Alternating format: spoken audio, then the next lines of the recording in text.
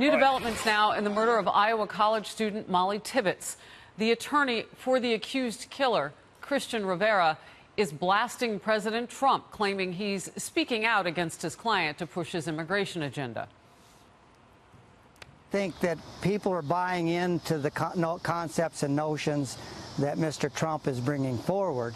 And at this stage in the process, it's not proper. Well, the situation he's involved with concerning his status has nothing to do with the situation that unfortunately happened over there on that road in Brooklyn. I'm sorry.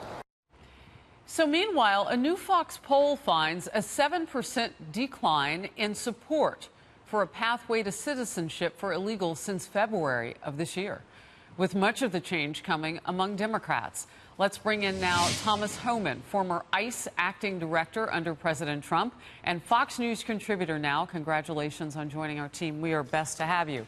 Thank you. Thank you. Let's talk, if we can, about why across the board now politically you're seeing less support for the issue. Well, I think the American people are being educated, and they want the problems fixed. Before we move ahead, we need to secure the border. We need to fix the loopholes in the immigration system. We need to enforce the law. And the far left simply doesn't want any of that to happen. But I think the American people, I've said on this show many times, I think the American people are smart, and they're being educated, and they're saying, wait a minute, you know what? This president is right. This president is standing by his commitment to protect his country and protect American people. I think that message is resounding now. So is there, because, you know, Democrats and other critics, too, have said there's a question mark between whether what's happening or what has happened in Iowa with a man who was allowed to stay here for 7 years, using some fake documents is what we're learning from the farm he worked for there. But he was here for a long time and employed with that place for up to 4 years. Is there a connection or a cross path between that and people on our southern border crossing in illegally? What do you see? Look, this person was in the country illegally, and this person admitted to killing this young lady. So that's the two facts, right? Now, because he successfully hid out, because he successfully hid from authorities for 4 years, doesn't make it okay. And that's why in the last year and a half, when I was the ICE director, I was pushing, look, we do prioritize criminals. 89% of everybody arrested had a criminal history, but you can't forget about everybody else. You can't wait for them to commit a crime, then all of a sudden make it a priority. We have to enforce the immigration laws across the board, still prioritize criminals. When I was the acting ICE director, I instructed increase of worksite enforcement 400%. When I left, we're already at 300%. We got to take that magnet away. He came here to get a job. If we would have took if that magnet would have been taken away, if we had a wall, if we had the loopholes in the immigration system fixed, who knows what could, you know, if he wasn't here, the young girl would be alive today. And it is sad that a tragedy like this has to bring it to the attention of the American people once again. Yeah, and by touching on that, you sort of bring into the point of the politicizing of all of this.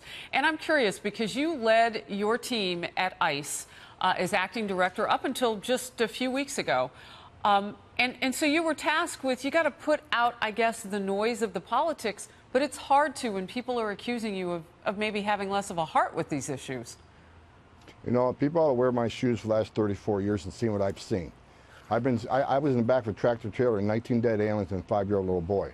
Something that still gives me nightmares. So to say that I or any of these heroes at ICE don't have a heart, they're all fathers, mothers, brothers, and sisters. They've seen some tragic things. So this isn't just about enforcing law. This is about saving lives. And that's one thing you won't hear the far left talk about.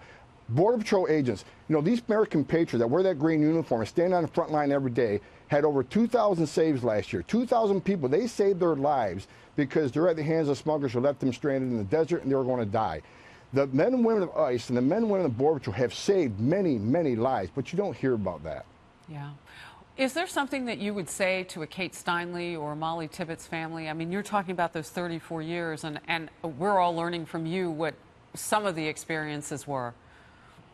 What I would say is you have a president now that is giving you a voice. I've met with the families, the angel moms, the angel dads. I got an email from Don Rosenberg last night who lost his son to an illegal alien. I can tell you that the president himself, and I've been in that room, he met with these angels' families. His heart goes out to them. He's the first president that I know of that gave them a voice. He created the Victims of Immigration Crime Office at ICE. This president is deeply committed to this issue. This president is doing his job. He wants to protect this country. He wants to protect the United States citizens. and he's given a voice to the victims of immigration crime. His president's doing the right thing. He's doing his job. And I think, and I've talked to most of these angel families, they all love this president. They all love this president's giving them a voice, and they're glad this president's in their corner.